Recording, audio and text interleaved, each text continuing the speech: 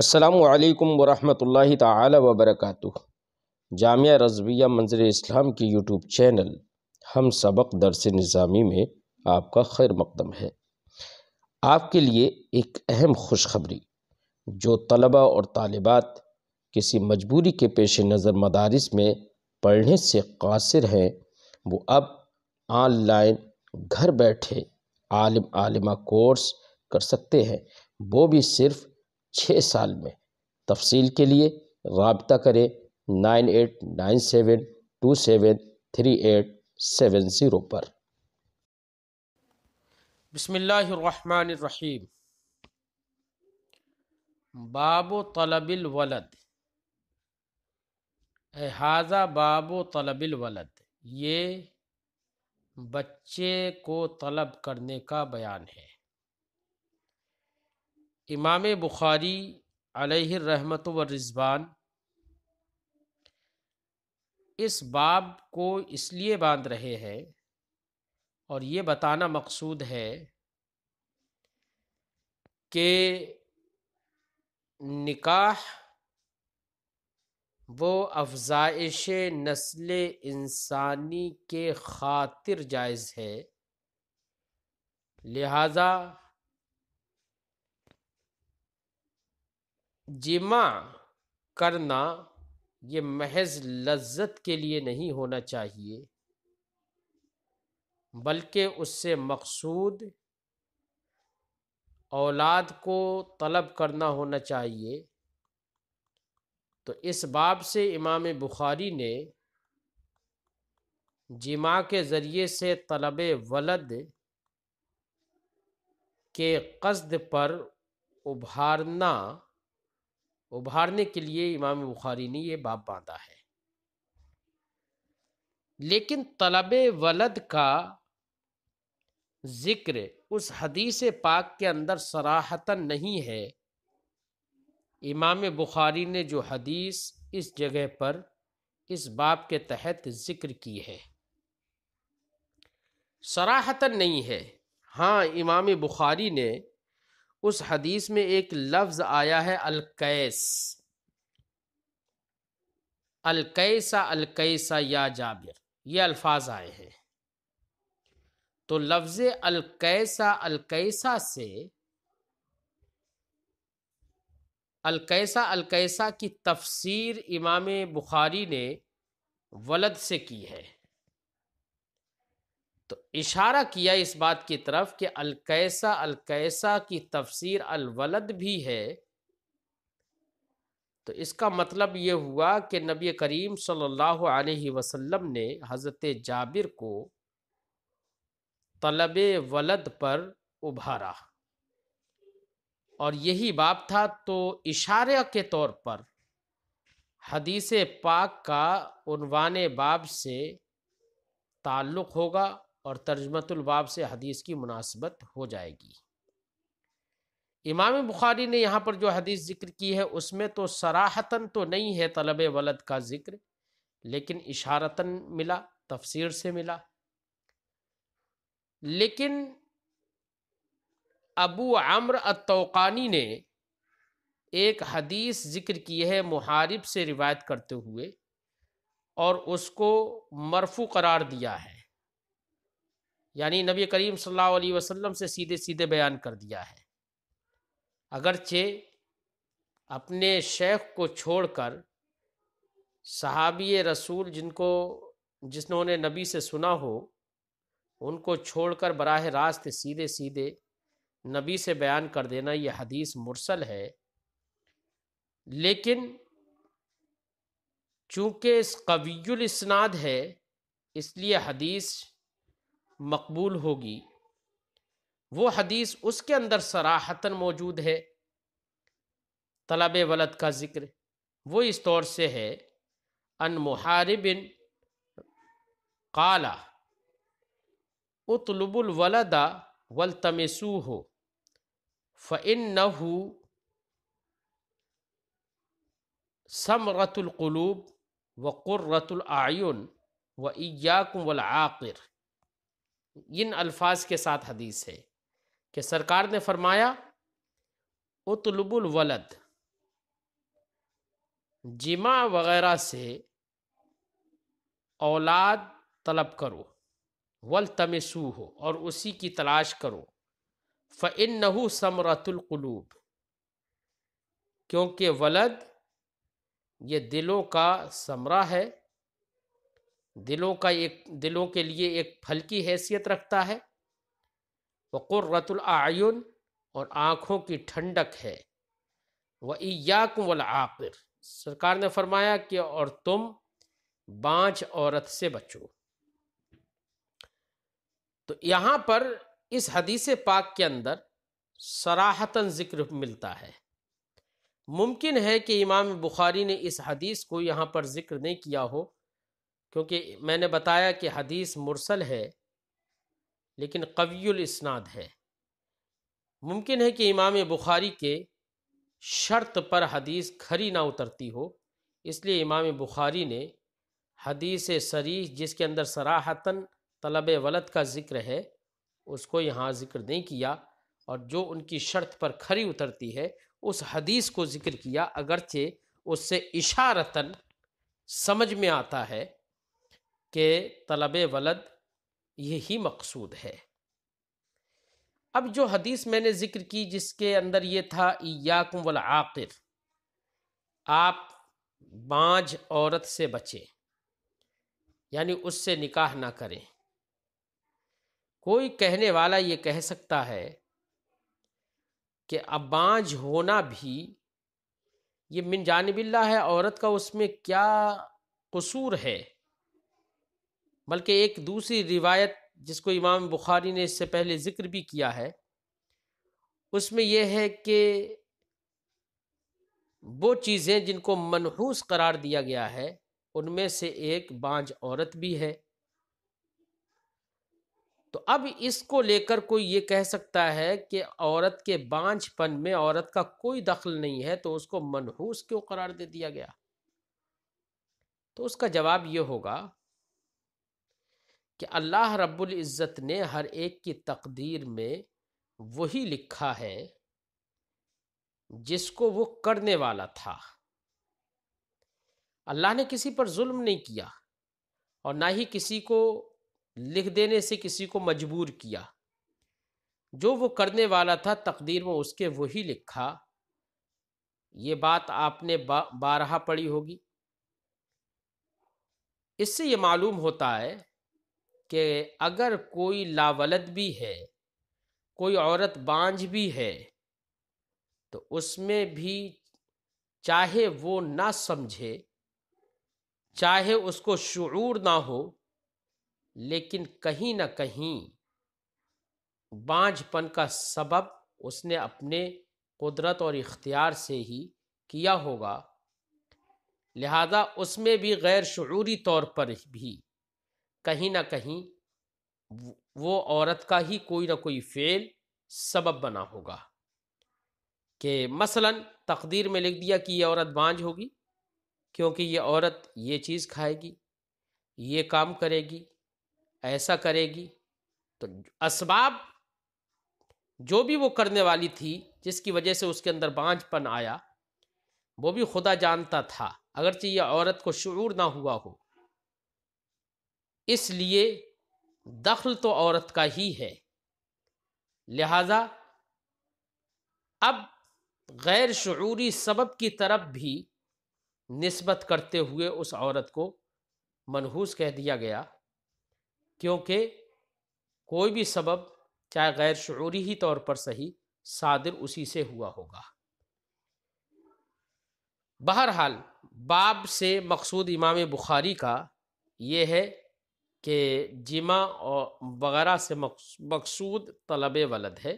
तलब वलद की नीयत से ही जिमा करना चाहिए, वरना महज लज्जत के लिए नहीं समझना चाहिए। बाबु तलबिल वलद, वलद तलब करने का बयान। हद्दसना मुसद्ददुन, हमसे हदीस बयान की मुसद्दद ने। वो रिवायत करते हैं अन हुशैम, हुशैम से। वो रिवायत करते हैं अन सय्यारिन, सय्यार से। वो रिवायत करते हैं अन शाबी, आमिर शाबी से। वो रिवायत करते हैं जाबिर से। قال انہوں نے کہا کنت مع رسول اللہ صلی اللہ علیہ وسلم فی غزوۃ، میں رسول اللہ صلی اللہ علیہ وسلم کے ساتھ ایک جنگ میں تھا، فلما قفلنا، تو جب ہم جنگ سے واپس ہوئے، تعجلت علی بعیر قطوف، تو میں ایک سست اونٹ پر جلدی میں نے کی، یعنی میرا اونٹ تو سست تھا لیکن میں نے اس پر بیٹھ کر تھوڑا تیز تیز جلدی جلدی ہانکنے کی کوشش کی۔ فلحقنی راکب من خلفی، تو میرے پیچھے سے ایک سوار مجھ سے آ ملا، فالتفت، تو میں نے اس کی طرف توجہ کی، اس سوار کی جانب، فَإِذَا أَنَا بِرَسُولِ اللَّهِ صلی اللہ علیہ وسلم، تو دیکھا کہ اچانک میں رسول اللہ صلی اللہ علیہ وسلم کے ساتھ ہوں، یعنی وہ آنے والے سوار جو تھے وہ سرکار کی ذات تھی۔ قال، سرکار نے فرمایا، ما یعجلک، کون سی چیز تمہیں جلدی کرا رہی ہے، کیوں جلدی کر رہے ہو؟ قلت، تو حضرت جابر کہتے ہیں میں نے کہا انی حدیث عہد بعرس، یا رسول اللہ میں نئی شادی والا ہوں، ابھی جلدی میں میری شادی ہوئی ہے، حدیث عہد ہوں، یعنی حدیث کا مطلب نیا، حدیث عہد بعرس، میں نئی شادی والا ہوں۔ قال فبکرن تزوجت ام سیبا، تم نے شوہر نادیدہ سے نکاح کیا ہے یا شوہر دیدہ سے نکاح کیا ہے، باکرہ سے نکاح کیا ہے یا مرد آشنا عورت سے نکاح کیا ہے، سیبہ سے نکاح کیا ہے، یعنی بیوہ وغیرہ۔ قلت، تو حضرت جابر کہتے ہیں میں نے کہا بل سیبہ، یا رسول اللہ میں نے سیبہ سے نکاح کیا ہے، جو کہ شوہر دیدہ ہے، مرد آشنا ہے۔ قال، سرکار نے فرمایا فہلا جاریۃ تلاعبھا وتلاعبک، تم نے کسی کنواری سے نکاح کیوں نہیں کیا جو تم سے کھیلے اور وہ تم اس سے کھیلو، تم اس سے کھیلتے وہ تم سے کھیلتی۔ اس سے اشارہ ہے سرکار کا اس بات کی طرف کہ ایک باکرہ جو ہے بمقابل سیبہ کے زیادہ محبت کرتی ہے اور اس سے دل بھی زیادہ لگتا ہے ایک دوسرے کا۔ قال فلما قدمنا، حضرت جابر فرماتے فلما قدمنا ذهبنا لندخلا، تو جب ہم مدینہ شریف کے قریب آ گئے تو ذهبنا لندخلا، تو ہم داخل ہونے لگے گھروں میں، یعنی داخل ہونے کے قریب ہی تھے۔ فقال، تو سرکار نے ارشاد فرمایا امہلوا حتی تدخلوا لیلہ اے عشاء، سرکار نے فرمایا رکو، ٹھہرو، رات میں داخل ہونا، یعنی عشاء کے ٹائم میں داخل ہونا، عشاء کے وقت میں داخل ہونا۔ کیوں ٹھہرنے کا حکم کیوں دیا سرکار نے، عشاء کے وقت رات میں داخل ہونے کا حکم کیوں دیا؟ لکے تمتشط الشعثۃ وتستحد المغیبۃ، تاکہ وہ عورت جس کے بال بکھرے ہوئے ہوں وہ کنگا کر لے، وتستحد المغیبۃ، اور وہ عورت جس کا شوہر اس سے جدا ہے، الگ ہے، غائب ہے، جو اپنے شوہر کو غائب کیے ہوئے ہے، وہ استحداد کر لے، یعنی منہ زیر ناف صاف کر لے، یعنی وہ اپنے شوہر کے لیے تیاری کر لے عورتیں۔ قال، امام بخاری فرماتے ہیں وحدثنی الثقۃ، مجھ سے حدیث بیان کی ثقہ نے، انہ قال، کہ انہ قال فی ھذا الحدیث، کہ اس ثقہ نے، اب ثقہ کو ذکر تو نہیں کیا امام بخاری نے لیکن بتا دیا کہ ثقہ ہے، اگرچہ میں نام ذکر نہیں کر رہا ہوں۔ ان ثقہ نے اپنی حدیث میں کہا ہے کیا، اسی حدیث میں الکیس الکیس یا جابر، یعنی یہ الفاظ بڑھائے ہیں ایک دوسری سند سے یہی حدیث ہے، تو اس میں الفاظ کیا ہیں بڑے ہوئے، الکیس الکیس یا جابر، الکیس الکیس یا جابر۔ الکیسہ الکیسہ یہ منصوب ہے اغراء کی بنا پر، یعنی ابھارنے کے لیے، اور یہ بھی کہا گیا ہے ترک جماع سے ڈرانے کے لیے ہے، کہ یعنی تم جماع مت چھوڑنا۔ ابن عربی نے یہاں پر یہ کہا کہ الکیس بے معنی عقل ہے، گویا کے معنی یہ ہوا الکیسا الکیسا سمجھداری سمجھداری، اے جابر یعنی اے جابر تم سمجھداری سے کام لینا، دانش مندی سے کام لینا، اور دانش مندی سے کام لینے کا مطلب یہ ہے کہ ولد کو طلب کرنا، یہ دانش مندی ہے۔ تو سرکار سے اس سے اشارہ کس کی طرف ہے؟ طلب ولد کی طرف۔ تو اس الکیسا الکیسا کی جو تفسیر یعنی الولد، سرکار نے جو دوسری سند سے امام بخاری فرماتے ہیں کہ اسی حدیث کی یہی حدیث دوسری جب سند سے ہے تو اس میں ثقہ نے مجھ سے بیان کیا کہ اس میں نبی کریم صلی اللہ علیہ وسلم نے فرمایا الکیسا الکیسا یا جابر، اور سرکار کی الکیس سے مراد ولد ہے یعنی دانش مندی، یعنی مطلب یہ ہے کہ جماع یا تو الکیسا الکیسا کا معنی یہ ہے تحذیر کے طور پر ہے، یعنی جماع کو چھوڑنا مت، یا یہ کہ الکیسا الکیسا اغراء کی بنا پر ہے یعنی ابھارنے کے لیے، کس بات پر ابھارنے کے لیے؟ جماع پر ابھارنے کے لیے۔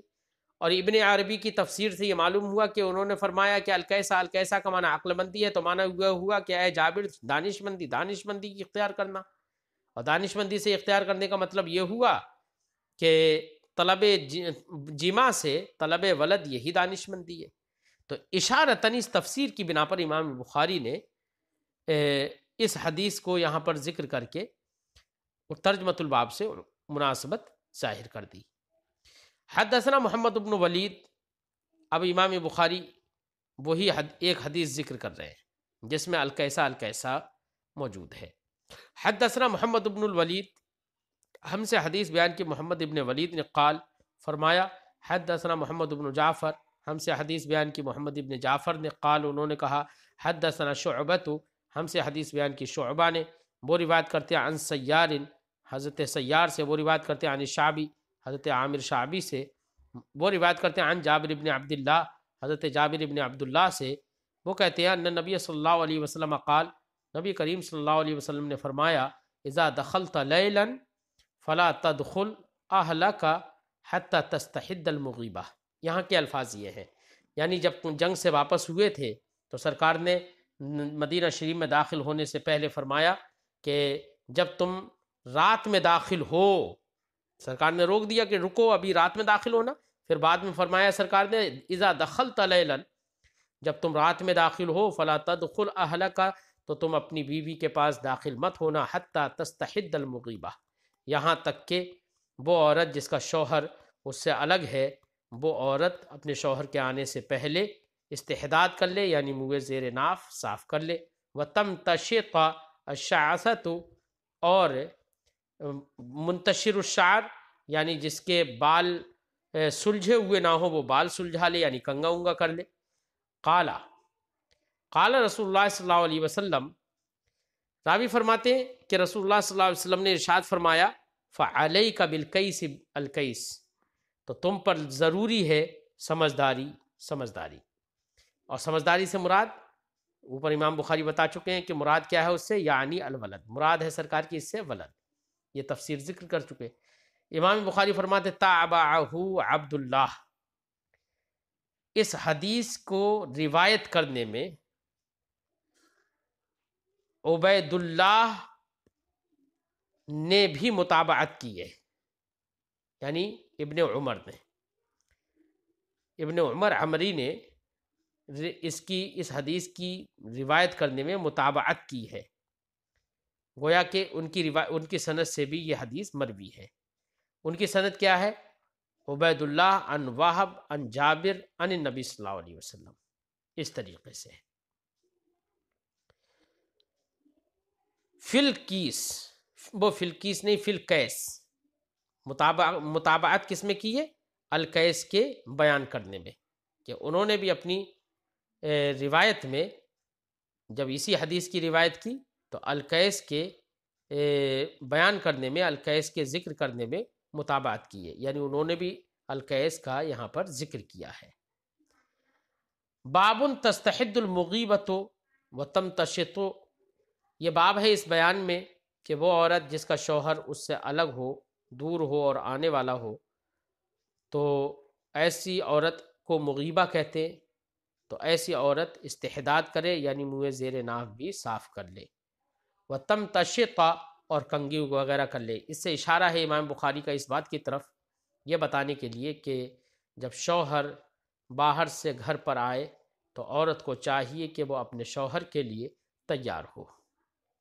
حدثنا یعقوب ابن ابراہیم، ہم سے حدیث بیان کی یعقوب ابن ابراہیم نے قال، انہوں نے کہا حدثنا حشیم، ہم سے حدیث بیان کی حشیم نے قال، انہوں نے فرمایا اخبرنا سیار، ہمیں خبر دی سیار نے، وہ روایت کرتے ہوئے عامر شعبی سے، وہ روایت کرتے جابر بن عبداللہ سے، قال انہوں نے کہا کننا مع النبی صلی اللہ علیہ وسلم فی غزوۃ، ہم نبی کریم صلی اللہ علیہ وسلم کے ساتھ ایک غزوہ اور جنگ میں تھے، فلما قفلنا، تو جب ہم لوٹے، کننا قریبا من المدینہ، تو ہم مدینے کے قریب ہوئے، تعجلت علی بعیر لی قطوف، تو میں اپنے سست رفتار اونٹ پر جلدی میں نے کی، فلحقنی راکب، تو ایک سوار ہونے والا مجھ سے جا ملا، من خلفی، میرے پیچھے سے، فنخص بعیری بعنزۃ، تو انہوں نے اس سوار نے اپنی پینیاں کے ذریعے سے، عنزہ کہتے ہیں وہ چھوٹی سی لکڑی یا چابک کہ جس کے ذریعے سے اونٹ کو ہانکا جاتا ہے اور اس کے اگلے سرے میں نوکسی بنی ہوئی ہوتی ہے، اس کو عنزہ کہتے ہیں۔ فنخص بعیری بعنزۃ، تو اس راکب نے میرے اونٹ کو ہانک دیا، بعنزۃ، پینیا سے، کانت معاہو، جو پینیا یا جو چھوٹی سی چابک اس کے پاس تھی، فسار بعیری کا احسن ما انت رائم من الابل، تو فرماتے ہیں کہ میرا اونٹ تو سست تھا لیکن فسار بعیری، پھر میرا اونٹ چلا، کا احسن ما، اس سے بھی زیادہ اچھا، ما انت رائم من الابل، جو تم اونٹ دیکھتے ہو، یعنی اچھے اونٹ چلنے والے جو ہوتے ہیں، جو اچھے چلتے ہوئے اونٹ آپ دیکھتے ہیں، اس سے بھی میرا اونٹ اچھا چلا۔ فالتفت، تو حضرت جابر کہتے ہیں کہ پھر میں متوجہ ہوا کہ کس نے ایسے ہانکا، فَإِذَا أَنَا بِرَسُولِ اللَّهِ، تو میں نے دیکھا کہ میں تو رسول اللہ صلی اللہ علیہ وسلم کے ساتھ ہوں۔ فَقُلْتُ یا رسول اللہ، تو میں نے کہا یا رسول اللہ، میں اس لیے جلدی کر رہا ہوں، انی حدیث احد بعرس، یا رسول اللہ میں نئی شادی والا ہوں، جلدی شادی کی ہے۔ قال، سرکار نے فرمایا اتزوجتا، کیا تم نے نکاح کر لیا؟ قلت، تو میں نے کہا نعم، ہاں۔ قال اب بکرن ام سیبہ، باکرہ سے کیا ہے یا سیبہ سے کیا ہے؟ قال، تو انہوں نے فرمایا، قلت، تو میں نے کہا بل سیبہ، بلکہ سیبہ سے کیا ہے۔ قال فہل لا بکرن تلاعبها و تلاعبک، تو تم نے کنواری سے کیوں نہیں کیا کہ وہ تم ان سے کھیلتے، وہ تم سے کھیلتی، تم ان سے دل لگاتے، وہ تم سے دل لگاتی۔ قال، تو حضرت جابر نے کہا فلما قدمنا، تو جب ہم مدینہ آ گئے یعنی مدینے کے قریب آ گئے، ذهبنا لندخلا، تو ہم داخل ہونے لگے، فقال، تو سرکار نے فرمایا امہلوا، رک جاؤ، حتی تدخلوا لیلا، یہاں تک کہ تم رات میں داخل ہونا، لیلن سے مراد عشاء، یعنی عشاء کے وقت داخل ہونا، کیوں؟ لتمتشط الشعثۃ، تاکہ بکھرے بالوں والی عورت اپنے بال سنوار لے، وتستحد المغیبۃ، اور وہ عورت جس کا شوہر اس سے الگ ہے، دور ہے اور آنے والا ہے، تو ایسی عورت منہ زیر ناف بھی صاف کر لے۔ باب ولا یبدین زینتہن الا لبعولتہن الی قولہ لم یظہروا علی عورات النساء، یہ باب ہے اس بیان میں، اللہ کے اس فرمان کے بیان میں کہ اللہ نے فرمایا لا یبدین زینتہن الا لبعولتہن، کہ عورتیں اپنی زینت کو ظاہر نہ کریں مگر اپنے شوہروں کے لیے، تو شوہروں کے لیے زینت ظاہر کر سکتی ہیں، کہاں تک؟ یہ پورے باب میں عنوان باب امام بخاری نے پوری آیت کریمہ کو بنایا لم یظہروا علی عورات النساء تک۔ اس باب سے امام بخاری یہ بتانا چاہتے ہیں کہ عورتیں اپنے شوہروں کے لیے زینت کیا کریں، آرائش کیا کریں، تاکہ ان کے شوہروں کے دل ان سے لگے، اور یہ آرائش، یہ زینت جو کریں وہ اپنے شوہروں ہی کے لیے کریں، شوہروں کے علاوہ کسی اور پر ظاہر نہ کریں۔ حدیث پاک سے یہ بات سمجھ میں آتی ہے، تو غیر شوہر کے علاوہ دوسرے پر اپنی زینت اپنی آرائش، اپنی زیبائش کا اظہار نہ کریں، یہ بتانا مقصد نہیں ہے اس باب میں۔ اس باب میں خاص کر بتانا یہ مقصود ہے کہ اپنے شوہر کے لیے زیبائش کریں تاکہ اس کا دل اس کی طرف مائل ہو۔ حدثنا قتیبۃ بن سعید، ہم سے حدیث بیان کی قتیبہ ابن سعید نے، قال، انہوں نے کہا، حدثنا سفیان، ہم سے حدیث بیان کی سفیان ابن عیینہ نے، وہ روایت کرتے ہیں عن ابی حازم، حضرت ابو حازم سے، انہوں نے کہا، اختلف الناس بأی شیء دُوِّیَ جرح رسول اللہ صلی اللہ علیہ وسلم، لوگوں نے اختلاف کیا ہے کہ کون سی چیز سے نبی کریم صلی اللہ علیہ وسلم کا زخم بھرا گیا یا زخم پر پٹی باندھی گئی یوم احد، احد کے دن، یعنی غزوہ احد میں سرکار دو عالم صلی اللہ علیہ وسلم کو زخم لگ گئے تھے، ان زخموں سے خون بہ رہا تھا، تو اس میں لوگوں میں اختلاف ہوا۔ اس میں اسے جب خون بہ رہا تھا تو ان زخموں پر، ان زخموں کے علاج کے لیے حضرت علی رضی اللہ تعالی عنہ پانی تلاش کرنے گئے اور اپنی ڈھال میں پانی لے کر آئے تھے۔ حضرت فاطمہ رضی اللہ تعالی عنہا نے سرکار دو عالم صلی اللہ علیہ وسلم کے زخم کو دھویا، اور دھونے کے بعد ایک پرانی سی چٹائی جلائی، چٹائی کا ٹکڑا جلایا، اور جلانے کے بعد اس کی راکھ کو سرکار کے زخم میں لگا دیا تاکہ زخم صحیح ہو جائے۔ اب اس حدیث پاک سے یہ بات سمجھ میں آتی ہے کہ زخم وغیرہ اگر لگ جائیں تو پرانی چٹائی وغیرہ جلا کے اس کی راکھ لگا لینا یہ مفید ہوگا۔ تو یہ علاج بھی سمجھ میں آ رہا ہے۔ مقصود امام بخاری کا یہ بتانا ہے کہ عورتیں اپنے شوہروں کے لیے زینت کا اظہار کر سکتی ہے۔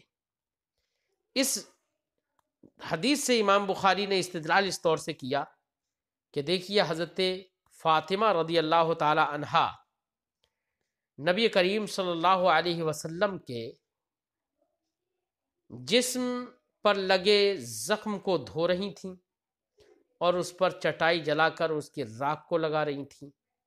ایسی حضرت علی رضی اللہ تعالیٰ عنہ پانی لے کر آئے اور وہاں پر اس پانی کو حضرت فاطمہ کو دیا، اور حضرت فاطمہ نے اس پانی سے سرکار کے زخم کو دھویا تھا۔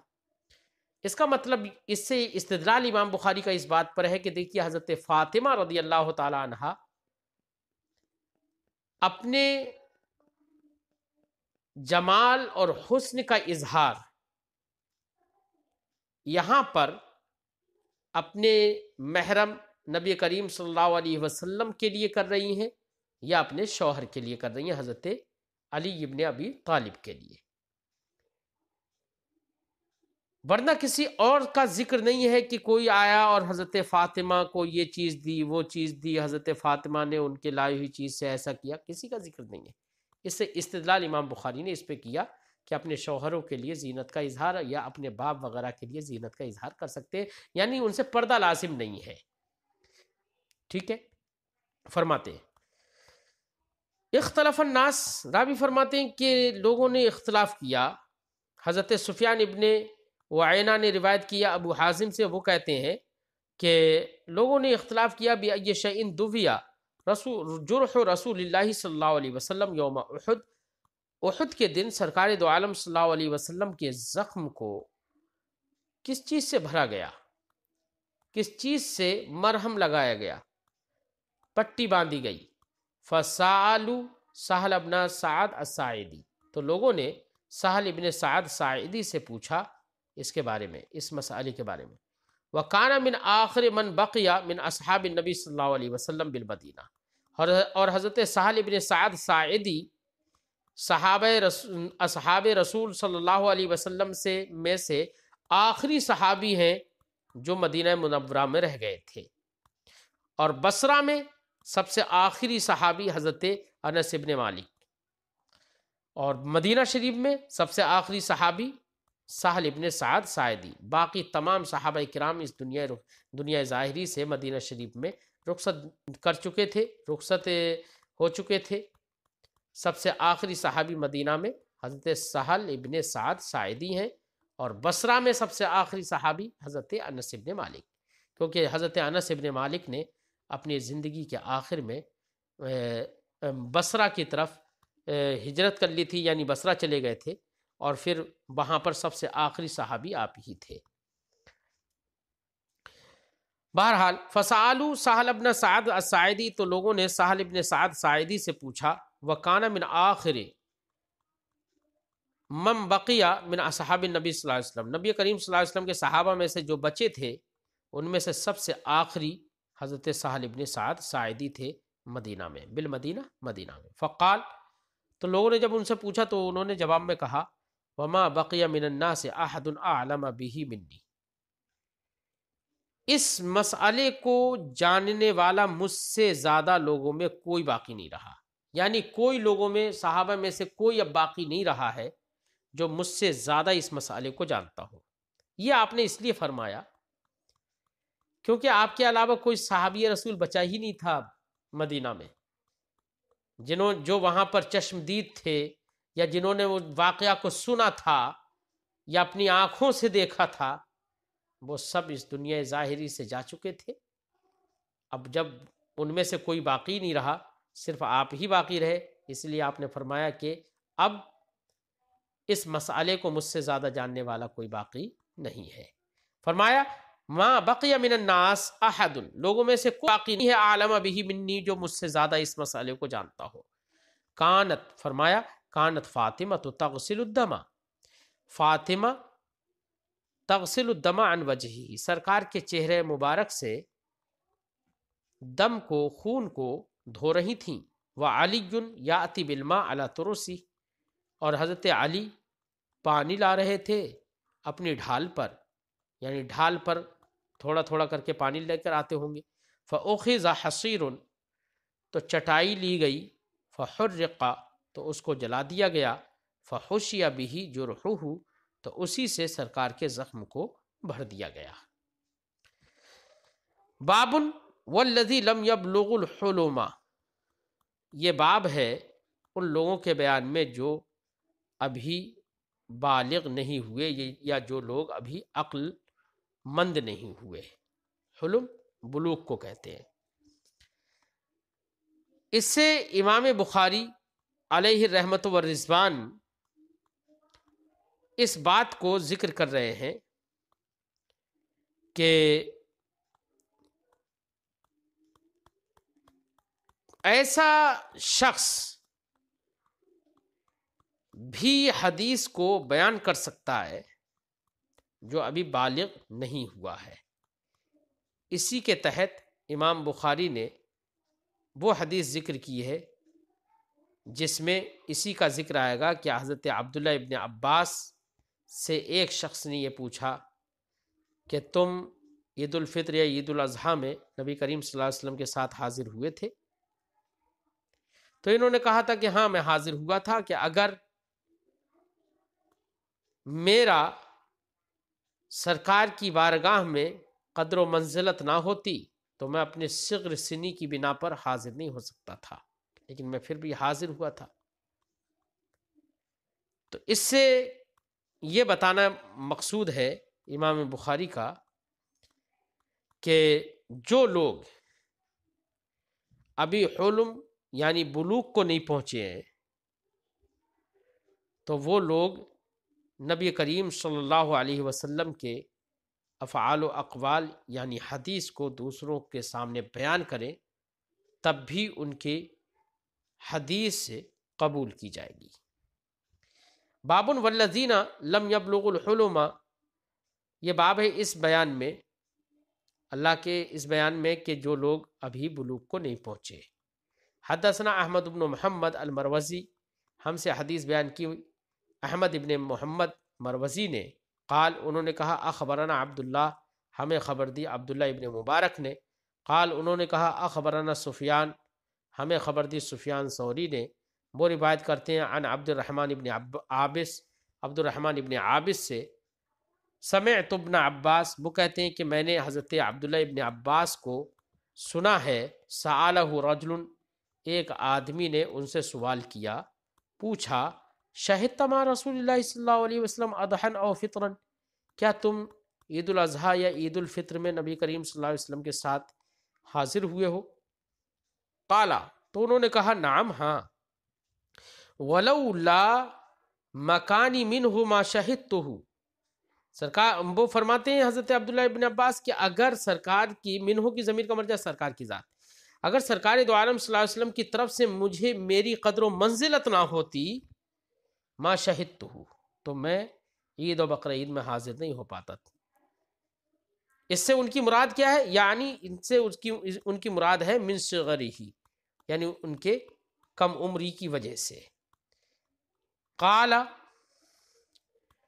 انہوں نے فرمایا، یعنی حضرت عبداللہ ابن عباس نے فرمایا، یہاں پر التفات ہے، خرج رسول اللہ صلی اللہ علیہ وسلم، رسول اللہ صلی اللہ علیہ وسلم نے، رسول اللہ صلی اللہ علیہ وسلم نکلے، فصلی، تو نبی کریم صلی اللہ علیہ وسلم نے نماز پڑھائی، ثم خطبہ، عید کی نماز پڑھائی، پھر خطبہ دیا، ولم یذکر اذانا ولا اقامہ، اور سرکار دو عالم صلی اللہ علیہ وسلم نے نہ اذان، بلکہ یہاں پر یہ لم یذکر اذانا ولا اقامہ، اور انہوں نے اس میں خطبے کا تو ذکر کیا، سرکار نے خطبہ دیا، لیکن اذان اور اقامت کا ذکر نہیں کیا۔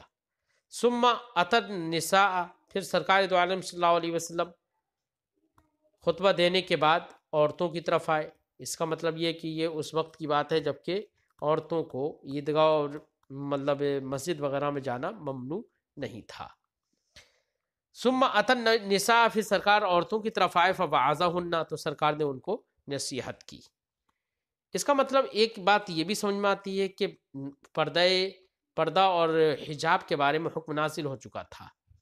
اس سے یہ سمجھ میں آیا کہ سرکار عورتوں کی طرف آئے، اس کا مطلب عورتیں تھوڑی الگ تھیں۔ فوعظہن، تو ان کو سرکار نے نصیحت فرمائی، واعظ فرمایا، وذکرہن، اور ان کو نصیحتیں کی۔ وعظہ اور ذکرہ دونوں کا معنی ایک ہی ہے۔ وَأَمَرَهُنَّ بِالصَّدَقَةِ، اور سرکار نے ان کو صدقہ کرنے کا حکم دیا۔ فَرَأَيْتُهُنَّ، تو حضرت عبداللہ ابن عباس فرماتے ہیں میں نے عورتوں کو دیکھا، يَهْوِينَ إِلَىٰ آذَانِهِنَّ وَحُلُوقِهِنَّ، وہ اپنے کانوں اور اپنے گردنوں اور گلوں کی طرف اپنے ہاتھ بڑھا رہی ہیں۔ ہاتھ بڑھانے سے اشارہ ہے اس بات کی طرف کہ عورتیں صدقہ کرنے کے لیے، جب سرکار نے کہا صدقہ کرو، صدقہ کرنے کا حکم دیا، تو عورتوں نے اپنے کانوں کی طرف ہاتھ بڑھائے، یعنی اپنی بالیاں اور اپنے بندے وغیرہ، کنڈل وغیرہ، یہ سب نکالنا شروع کر دیا۔ اپنے گلے میں جو ہار وغیرہ پہنی تھیں ان کو نکالنا شروع کر دیا۔ یدفعن الی بلال، وہ عورتیں یہ سب نکال کر بلال کو دے رہی تھیں۔ ثم ارتفع، پھر اٹھے، ارتفع ہوا و بلال الی بیتہ، پھر سرکار دو عالم صلی اللہ علیہ وسلم اور بلال اپنے گھر کی طرف اٹھے، یعنی لوٹ گئے، چلے گئے۔ تو دیکھیے حضرت عبداللہ ابن عباس رضی اللہ تعالی عنہ چھوٹے ہیں، اس کے باوجود حدیث کو بیان کر رہے ہیں، بتا رہے ہیں۔ اس سے پتہ چلا کہ صغر سنی میں بھی حدیث کی روایت صحیح ہے۔ باب قول الرجل لصاحبہ هل اعرستم اللیلۃ، یہ باب ہے اس بیان میں کہ کوئی مرد اپنے صاحب سے کہے، یعنی اپنے سامنے والے سے کہے، هل اعرستم اللیلۃ، کیا تم نے رات فعل زوجیت انجام دیا۔ اس بیان میں وطعن الرجل ابنتہ فی الخاصرہ عند العتاب، اور اس بیان میں کہ مرد اپنی بیٹی کو طعنہ دے، اس کی کمر میں انگلی چبھائے، تو طعن الرجل کا یہاں پر انگلی وغیرہ چبھانا، مرد کا اپنی بیٹی کی پیٹھ میں یا کوکھ میں تانا مارنا، یعنی انگلی سے اس کو مارنا، نیزے کی طرح مارنا، عند العتاب، سرزنش کرنے کے وقت۔ اب امام بخاری نے یہاں پر عنوان باب کے 2 جز رکھے۔ ایک جز تو رکھا قول الرجل لصاحبہ هل اعرضتم اللیلۃ، اور دوسرا جز رکھا طعن الرجل ابنتہ فی الخاصرۃ عند العتاب۔ امام بخاری نے عنوان باب کے 2 جز رکھے ہیں۔ دوسرے والے جز سے متعلق تو حدیث امام بخاری نے یہاں پر ذکر کی، لیکن پہلے جز سے متعلق امام بخاری نے حدیث ذکر نہیں کی۔ تو یہ امام بخاری کی عادت سے ہے کہ کبھی کبھی باب باندھتے ہیں اور اس کے تحت حدیث ذکر نہیں کرتے۔ حدیث ذکر اس لیے نہیں کرتے ہیں کبھی کبھی کہ اس باب سے متعلق امام بخاری کے شرط کے مطابق حدیث نہ ملی ہو۔ تو سوال یہ ہے کہ تو پھر عنوان باب ہی نہیں باندھنا چاہیے۔ تو اس کے لیے ہمارے ائمہ نے یہ فرمایا ہے کہ ممکن ہے کہ امام بخاری رضی اللہ تعالی عنہ نے مسودہ تیار کیا ہو اور مسودہ میں وہ حدیث لکھی ہو، لیکن پھر امام بخاری کو معلوم ہوا ہو کہ یہ حدیث تو صحت کے شرائط کو نہیں پہنچتی ہے، اس لیے باب تو رہ گیا لیکن اس کے تحت حدیث امام بخاری نے ذکر نہیں کی۔ لیکن پہلے والے جز اور عنوان باب کے پہلے والے جز سے متعلق حدیث آپ لوگوں نے مسلم شریف میں پڑھی ہے، حضرت ام سلیم کی حدیث، وہ ابھی ہم ذکر کریں گے۔ ترجمہ کرتے ہیں۔ حدثنا عبداللہ ابن یوسف، ہم سے حدیث بیان کیا عبداللہ ابن یوسف نے، قال، انہوں نے کہا، اخبرنا مالک، ہمیں خبر دی مالک نے۔ وہ روایت کرتے ہیں عبد الرحمن ابن قاسم سے، وہ روایت کرتے ہیں اپنے والد یعنی ابن قاسم سے، وہ روایت کرتے ہیں اپنے والد قاسم سے، اور وہ روایت کرتے ہیں عن عائشہ، حضرت عائشہ سے، قالت، انہوں نے کہا، آتبنی ابو بکر۔ یہ اصل میں پوری حدیث ہے، امام بخاری نے یہاں پر ذکر کیا جب حضرت عائشہ صدیقہ رضی اللہ تعالی عنہا کا ہار گم گیا تھا، تو ایک جگہ پر سرکار دو عالم صلی اللہ علیہ وسلم نے اسی ہار کی وجہ سے قیام فرمایا اور پوری رات وہیں پر ٹھہرے رہے۔ لوگ ہار تلاش کرتے رہے لیکن ہار نہیں ملا، تو کچھ لوگوں نے حضرت ابو بکر صدیق رضی اللہ تعالیٰ عنہ سے کہا تھا کہ دیکھیے آپ کی بیٹی نے کیا کیا، سب کو روک رکھا ہے اور یہاں پر وضو کرنے کے لیے پانی بھی نہیں ہے۔ تو حضرت ابو بکر صدیق رضی اللہ تعالیٰ عنہ حضرت عائشہ کے پاس گئے تو دیکھا کہ سرکار دو عالم صلی اللہ علیہ وسلم حضرت عائشہ کے ران پر سر رکھ کر آرام فرما رہے ہیں۔ تو حضرت ابو بکر صدیق رضی اللہ تعالیٰ عنہ نے حضرت عائشہ سے کہا کہ تم نے سرزنش فرمائی کہ تم نے ایسا ایسا کر دیا، سبھی لوگ پریشان ہیں۔ اور اسی بیچ حضرت عائشہ فرماتی ہیں کہ حضرت ابو بکر صدیق نے، جو ان کے والد ہیں، انہوں نے اپنی انگلی ان کی کوکھ میں ماری، یعنی ایسے ماری جیسے کہ نیزہ مارتے ہیں، تو بہت زور سے لگی۔ فرماتی ہیں کہ اتنی زور سے لگی کہ اگر سرکار کا سر مبارک میری ران پر نہ ہوتا تو ضرور میں حرکت کرتی، یعنی اس کی بے چینی کی، اس کی تکلیف کی وجہ سے بے چین ہو جاتی، لیکن سرکار کا سر مبارک میری ران پر تھا، سرکار آرام فرما رہے تھے، اس لیے میں وہ برداشت کی ہوئی تھی۔ تو دوسرا جو عنوان باب کا جو دوسرا جز تھا، اس حدیث پاک سے معلوم ہوا، اس حدیث پاک کی مناسبت دوسرے جز سے تو ہو گئی، ابھی پہلے والے جز سے متعلق حدیث نہیں ملی، ابھی ہم ذکر کریں گے۔ فرماتے ہیں وجعل حضرت عائشہ فرماتی ہیں وجعل یطعننی بیدہ فی خاصرتی، تو حضرت ابو بکر اپنے ہاتھ سے میری کوکھ میں تانا مارنے لگے، نیزہ مارنے لگے۔ انگلی سے نیزہ مارنے کا مطلب انگلی گھسیڑنا۔ فلا یمنعنی من التحرک، تو مجھے حرکت کرنے سے نہیں روکا، نہیں روکتی الا مکان و رسول اللہ صلی اللہ علیہ وسلم و رأسہ علی فخذی، تو حرکت کرنے سے، ہلنے سے مجھے نہیں روکا سوائے اس نے کہ رسول اللہ صلی اللہ علیہ وسلم اور آپ کا سر مبارک میری ران پر تھا۔ تو یہاں پر امام بخاری نے یہ حدیث یہاں پر ذکر کی، جس کا تعلق جزء ثانی سے ہے عنوان باب کے، لیکن جزء اول سے متعلق امام بخاری نے حدیث ذکر نہیں کی۔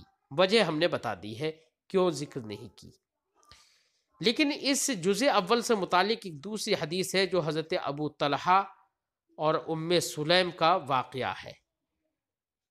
حضرت ابو طلحہ اور حضرت ام سلیم کا واقعہ جو مسلم شریف میں آپ نے پڑھا، اس کا اجمالی طور پر میں اس کا مفہوم بیان کر دیتا۔ حضرت ابو طلحہ رضی اللہ تعالی عنہ گھر سے باہر گئے ہوئے تھے اور ان کا بیٹا بیمار تھا۔ حضرت ام سلیم رضی اللہ تعالی عنہ اپنے بیٹے کی تیمارداری کر رہی تھی، گھر بار کو دیکھ رہی تھی، لیکن دیکھا کہ بیٹا انتقال کر چکا ہے، تو حضرت ام سلیم نے صبر و رضا کا اظہار کیا اور اپنے بیٹے کو ایک کپڑا اڑا کر ایک کمرے میں لٹا دیا۔ بیٹا انتقال کر چکا ہے۔ حضرت ابو طلحہ جب آئے تو ابو طلحہ نے پوچھا کہ بیٹا کیسا ہے؟ تو حضرت ام سلیم نے کہا بہتر ہے، لیکن یہ نہیں کہا کہ بہتر کس جہت سے ہے۔ ان کی نیت یہ تھی توریہ کے طور پر کہ بہتر اس جہت سے ہے کہ وہ اللہ کو پیارا ہو چکا ہے، لیکن حضرت ابو طلحہ سمجھے کہ شاید افاقہ ہو گیا ہے اور اس کو جو پریشانی تھی وہ پریشانی دور ہو گئی ہے یا کم ہو گئی ہے۔ تو حضرت ام سلیم نے صبر کا اظہار کیا اور اپنے خاوند کو حضرت ابو طلحہ کو کھانا کھلایا۔ پھر فرماتے ہیں کہ پھر ہم بستر ہوئے۔ ہم بستر ہونے کے بعد صبح جب ہوئی تو حضرت ام سلیم نے حضرت ابو طلحہ کو بتایا کہ ان کا بیٹے کی روح پرواز کر چکی ہے۔ تو حضرت ابو طلحہ رضی اللہ تعالی عنہ نے یہ پورا واقعہ سرکار دو عالم صلی اللہ علیہ وسلم کے سامنے رکھا تھا۔ تو سرکار نے ارشاد فرمایا اعرستم اللیلۃ، کیا تم لوگ میاں بیوی رات میں ہم بستر ہوئے تھے؟ تو حضرت ابو طلحہ نے کہا کہ جی یا رسول اللہ ہم بستر ہوئے تھے۔ تو سرکار نے فرمایا کہ اللہ رب العزت اسی کے سبب تم کو ایک اچھا بیٹا عطا فرمائے گا، اور ایسا ہی ہوا کہ حضرت ابو طلحہ کے گھر پر بعد میں ایک نیک اور صالح بیٹا پیدا ہوا۔ تو اب اس حدیث میں یہ ہے اعرستم اللیلۃ، جس کی تخریج امام مسلم نے بھی کی ہے۔ تو یہ حدیث عنوان باب کے جزء اول سے مناسبت رکھتی ہے۔ اب امام بخاری نے حدیث کو ذکر کیوں نہیں کیا؟ میں نے وجہ بتائی کہ ممکن ہے کہ امام بخاری رضی اللہ تعالی عنہ کے شرط پر نہ اتر رہی ہو کھری، اس لیے امام بخاری نے اس حدیث کو ذکر نہیں کیا۔